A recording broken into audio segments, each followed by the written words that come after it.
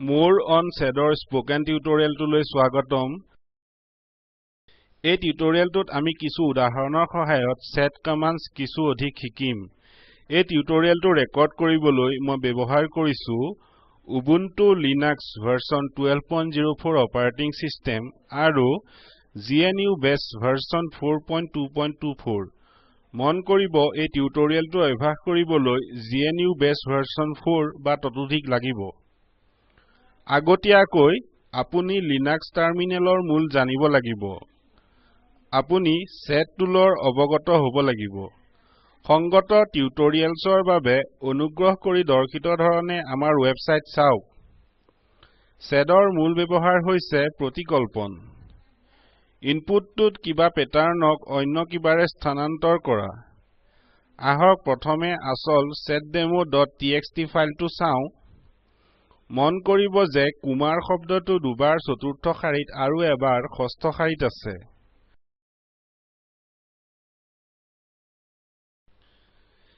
যদি আপুনি সকলো কুমাৰক ৰয়ৰ সৈতে সলাব বিচাৰে, টাৰ্মিনেলত লিখক sed স্পেচ একক ঊৰ্ধ্বকমাৰ ভিতৰত s ফ্ৰণ্ট / আৰম্ভণি বৰবন্ধনী সৰুফলাকে বৰফলাকে সামৰণি বৰবন্ধনী umar/roy/ একক ঊৰ্ধ্বকমাৰ পাছত স্পেচ seddemo.txt এন্টাৰ টিপক।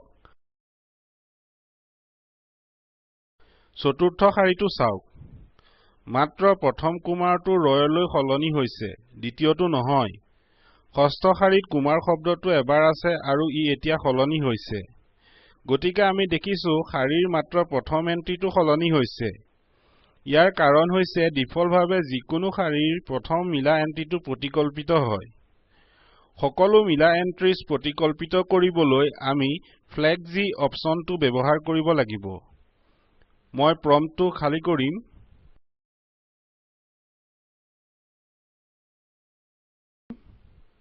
লিখক sed স্পেচ একক ঊৰ্ধ্বকমাৰ ভিতৰত s ফ্ৰণ্ট / আৰম্ভণি বৰবন্ধনী সৰুফলাকে বৰফলাকে সামৰণি বৰবন্ধনী umar/roy/g একক ঊৰ্ধ্বকমাৰ পাছত স্পেচ seddemo.txt এন্টাৰ টিপক।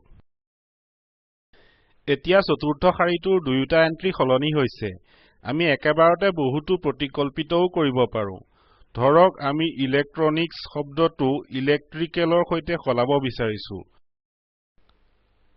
আৰু চিভিলটো মেটালাৰ্জিৰ সৈতে seddemo.txt ফাইলটোত। মই প্ৰম্পটটো খালী কৰো। লিখক sed স্পেচ -e স্পেচ একক ঊৰ্ধ্বকমাৰ ভিতৰত s ফ্ৰণ্ট / electronics/electrical/g একক ঊৰ্ধ্বকমাৰ পাছত স্পেচ -e স্পেচ একক ঊৰ্ধ্বকমাৰ পিছত s ফ্ৰণ্ট / civil/metallurgy/g একক ঊৰ্ধ্বকমাৰ পাছত স্পেচ seddemo.txt এন্টাৰ টিপক। আপুনি দেখিছে শব্দসমূহ সলনি হৈছে। এতিয়া আমি অনিৰ্বাণৰ ষ্ট্ৰীমটো কম্পিউটাৰ্ছৰ পৰা মেথমেটিক্সলৈ সলাব বিচাৰো। তেনে ক্ষেত্ৰত আমি লিখিব লাগিব sed স্পেচ একক ঊৰ্ধ্বকমাৰ ভিতৰত ফ্ৰণ্ট / anirban/s/computers/mathematics/g একক ঊৰ্ধ্বকমাৰ পাছত স্পেচ seddemo.txt এন্টাৰ টিপক। আমি দেখিছো যে ষ্ট্ৰীমটো সলনি হৈছে। আহক আমি বুজো ই কিয় হয়। প্ৰথমে আমি লিখো sed, তাৰ পাছত মিলাব লগা পেটাৰ্ণটো একক ঊৰ্ধ্বকমাত লিখো। ই অনিৰ্বাণ।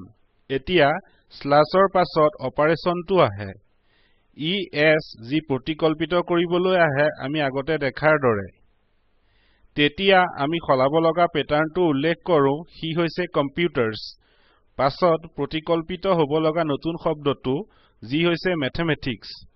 আমি লগতে ফাইলটোত শাৰী যোগ বা ডিলিট কৰিবলৈ sed কমান্ড ব্যৱহাৰ কৰিব পাৰো। ধৰক আমি সেই শাৰীসমূহ বাছিব বিচাৰিছো য'ত ষ্ট্ৰীমটো ইলেক্ট্ৰনিক্স হিচাপে নাই। তাৰ বাবে আমাৰ D flag আছে লিখক sed space একক ঊৰ্ধ্বকমাৰ ভিতৰত /electronics/d একক ঊৰ্ধ্বকমাৰ পাছত space seddemo.txt space greater than চিহ্ন space nonelectronics.txt এন্টাৰ টিপক উপাদানক চাবলৈ লিখক cat space nonelectronics.txt ধৰক ফাইলটোৰ আৰম্ভণিতে আমি শাৰী এটা যোগ কৰিব বিচাৰো student information তাৰ বাবে আমাৰ I actionটো আছে আমি লিখিব লাগিব sed space একক ঊৰ্ধ্বকমাৰ ভিতৰত 1I space student information ঊৰ্ধ্বকমাৰ পাছত space seddemo.txt আৰু এন্টাৰ টিপক আপুনি আউটপুটটো দেখিছে প্ৰকৃততে আমি এনেদৰে বহুতো শাৰী ভৰাব পাৰো ধৰক আমি দুটা শাৰী যোগ কৰিব বিচাৰো আমি ইয়াক একেধৰণে কৰিম student informationৰ সৈতে আমি academicsকো পাছৰ বছৰত যোগ কৰিব বিচাৰো গতিকে সেইভাবে আমি লিখিম sed space একক ঊৰ্ধ্বকমাৰ ভিতৰত 1I space student information /n 2013 ঊৰ্ধ্বকমাৰ পাছত seddemo.txt এন্টাৰ টিপক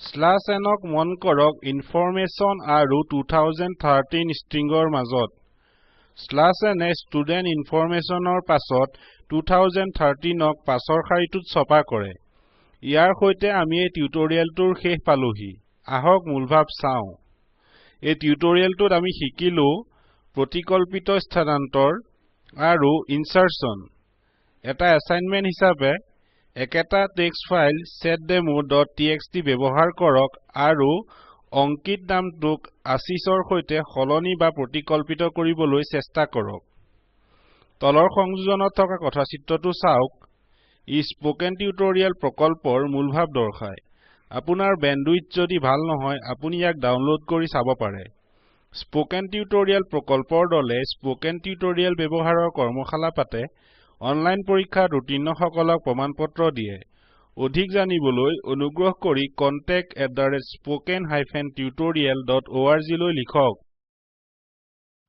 স্পোকেন টিউটোৰিয়েল প্ৰকল্প টক টু এ টিচাৰ প্ৰকল্পৰ অংশ হয় ই ভাৰত চৰকাৰৰ নেশ্যনেল মিছন অন এডুকেশ্যনৰ ICT MHRD দ্বাৰা সমৰ্থিত এই মিছনৰ বিষয়ে অধিক তথ্য তলৰ সংযোজনত উপলব্ধ স্ক্ৰিপ্টটো অনিৰ্বাণ আৰু শচীনে অৱদান দিছে মই মৌচুম হাজৰিকা সংযোগ কৰাৰ বাবে ধন্যবাদ